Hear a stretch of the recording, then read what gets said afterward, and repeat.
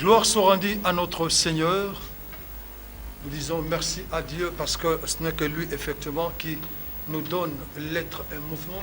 Et par sa grâce, qu'aujourd'hui, nous avons encore une fois reçu le souffle de vie. Et c'est par sa grâce, effectivement, que nous vivons. Et pendant qu'on dormait, on était comme des morts. Et ce n'est que par lui. Et nous avons traversé le fleuve de la nuit. Et voilà, quand c'est jour, aujourd'hui, effectivement, mardi, nous disons merci à notre Seigneur. Et bien-aimés, effectivement, vous qui nous suivez en cet instant-ci dans notre chaîne BRT Africa, dans cette émission au son de la liberté. Et par cette émission, nous vous apportons effectivement ce que le monde ne peut jamais donner. Et gloire soit rendue encore une fois à notre Seigneur. Et je salue vous qui êtes à Brazzaville, ici à Kinshasa, partout dans les environs, et qui pour nous suivre dans cette émission au son de la liberté. Alors aujourd'hui, c'est une grâce effectivement que le Seigneur effectivement nous a fait. Et je récite, c'est un apôtre du Seigneur. Avec lui que nous allons passer dans cette émission, nous allons à la lumière de la parole du Seigneur, vérifier un peu les Écritures, effectivement, pour voir les slogans qui sortent, pour voir, effectivement, ce que les gens disent, est-ce que c'est correct, est-ce que c'est ça, effectivement, qui est écrit dans la parole de Jésus. Merci encore une fois, que Dieu vous bénisse. Et je crois, pendant que nous passons, le numéro de téléphone est branché sur vos petits écrans. Vous pouvez aussi nous téléphoner pour passer aussi ensemble à une question posée à l'apôtre et il va vous répondre. Alors, apôtre, bonjour. Bonjour. C'est l'apôtre Bienvenu Lofaté, effectivement, ceux qui les connaissent et ceux qui ne connaissent pas. L'apôtre, c'est un Congolais, effectivement, mais il réside en France. Plus précisément dans la ville de Paris. Et il est en séjour ici à Kinshasa, effectivement, avec la famille, avec maman, ainsi que les enfants que je salue, effectivement, là où ils sont. Maman Olive et notre fille Kyria, que Dieu le bénisse. Et nous voulons parler un peu sur la gloire de Dieu. Alors, nous voulons une explication un peu claire par rapport à la lumière de la parole du Seigneur. Et l'apôtre Bienvenu est un homme de la parole de Dieu, un homme qui porte la Christ, effectivement. J'ai eu le temps d'être avec vous, je crois que c'est depuis 97 que le Seigneur vous a utilisé pour m'inviter, effectivement, à Paris. Et voilà, effectivement, tous les temps, j'essaie, effectivement, que nous vous apporter la parole de la vérité vers le peuple du Seigneur. Alors, nous voulons un peu élever l'équivoque par rapport à tout ce qui se passe un peu, tout ce qui s'est dit, tout ce que j'entends, et puis, effectivement, parce que les slogans sont tout à fait différents de la vérité de la vie, effectivement, ce que Dieu peut donner à une personne. Donc, tu peux crier de gauche à droite, tu peux parler. Or alors, en lisant la parole du Seigneur, les exploits que Dieu nous dit effectivement qu'avec lui, il y a des exploits, non pas pour lui, mais avec lui, il y a des exploits. Est-ce que si un enfant de Dieu, bien qu'il a donné sa vie à Jésus, mais qui ne vit pas la parole, qui ne marche pas dans la parole, qui ne respecte pas la parole, qui ne croit pas la parole, qui ne fait pas exact, parce que Christ a dit effectivement, vous écoutez, c'est bon, mais ce qui est important, c'est de faire exactement ce que vous écoutez. Et il a dit encore dans le livre de Jean, et si vous m'aimez, effectivement, gardez alors mes commandements. Donc celui qui garde les commandements, c'est celui qui garde les principes de Dieu. Il marche dans les principes, mais dans les principes. Alors, Paul dit ceci. Le livre des Colossiens que je vais lire, c'est ça que les gens aiment beaucoup plus lire et crier. Colossiens chapitre 1, et vous qui êtes à la maison, lisez ensemble avec moi. Colossiens chapitre 1, je vais commencer à lire dans le verset 26. Il est écrit ceci. Le mystère caché, Colossiens chapitre 1, verset 26, le mystère caché de tout temps et dans tous les âges, mais révélé maintenant à ceux saints. Dieu a voulu leur faire connaître la glorieuse richesse de ce mystère parmi le païen, à savoir Christ en moi, Christ en vous, c'est l'espérance de la gloire. C'est ça, effectivement, que nous voulons effectivement avoir un peu en tant qu'un apôtre.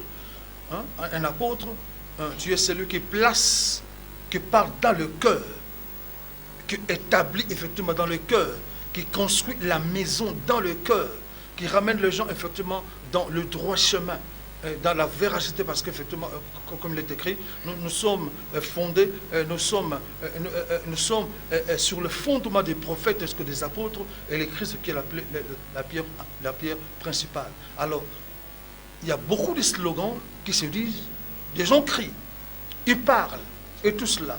Est-ce que aller seulement à l'église, est-ce que avoir seulement la Bible à la main, est-ce que crier seulement le nom de Jésus, lever seulement le main en l'air, effectivement, et c'est là, et la gloire peut être manifeste. Paul le dit, Christ en vous, c'est l'espérance de la gloire. Par rapport à cela, quelle nuance, effectivement, que nous pouvons écouter par rapport à la parole du Seigneur. Merci, apôtre Debaba, d'abord de m'avoir invité dans cette émission. Pour répondre d'abord à votre question, d'abord quand on parle du slogan, généralement c'est une conviction que quelqu'un a ou un groupe de personnes, et pour pouvoir influencer les gens extérieurs, ils peuvent émettre cela, sans pour autant croire vraiment en ce qu'ils disent. Parce que le slogan, quelqu'un peut entendre cela et le répéter après. Et je crois que, en rapport avec ce qui est écrit, la parole de Dieu, ça n'a rien à voir avec le slogan. C'est la vie. D'ailleurs, quand on jette un tout petit peu, parce on parle quand même de l'espérance de la gloire, donc il y a la gloire. J'aimerais rapidement que nous puissions jeter un coup d'œil dans le livre de Psaume, au chapitre 19. Qu'est-ce qui nous est dit dans ce passage? Avant de parler, nous devons toujours aller vers le début pour comprendre certaines choses. La Bible dit ceci: les cieux racontent la gloire de Dieu, et l'étendue manifeste l'œuvre de ses mains. Le jour, on en instruit un autre jour. La nuit, on donne connaissance à une autre nuit. Mais je resterai beaucoup plus sur le verset 2, où il est dit: les cieux racontent la gloire de Dieu. La Bible dit: les cieux racontent la gloire de Dieu. Quand on va dans le livre de Genèse, nous voyons la création de ce monde. Et la Bible dit que l'Esprit de Dieu se mouvait. Et quand Dieu a commencé à parler, et c'est là que les choses ont commencé à venir à l'existence. Or là, le ciel proclame la gloire de Dieu. Donc, la gloire de Dieu s'était déjà manifestée lors de la création. Et d'ailleurs, l'apôtre Paul y reviendra dans le livre de Romains, au chapitre 1. Donc, je parle d'abord de la gloire dans le livre de Genèse, tout au début. C'est là où on voit la manifestation de la gloire de Dieu d'abord, donc lors de la création. Dans le livre de Romains, au chapitre 1, si vous me permettez, je vais tout de même lire ce passage. Qu'est-ce que la Bible nous dit? La Bible dit ceci. Nous allons le lire au verset 20, 19-20 pour une bonne compréhension. La Bible dit que car ce qu'on peut connaître de Dieu est manifesté pour eux, Dieu leur ayant fait connaître. En effet, les perfections invisibles de Dieu, sa puissance éternelle, sa divinité, se voient comme à l'œil nu depuis la création du monde, quand on les considère dans ses ouvrages. Donc, lors de la création, nous voyons déjà ce que nous appelons la gloire de Dieu. Quand on parle de la gloire de Dieu est la présence de Dieu. Là où il y a la présence de Dieu, il y a la gloire. Quand on parle de la gloire de Dieu, c'est sa personne au fait. Là où Dieu est, sa gloire y est. Quand il n'y a pas de présence de Dieu, il ne peut pas avoir la gloire.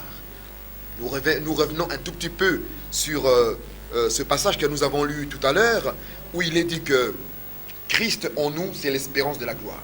Il faut d'abord que Christ soit là, qu'il y ait la présence du Christ pour que on puisse parler de l'espérance de la gloire.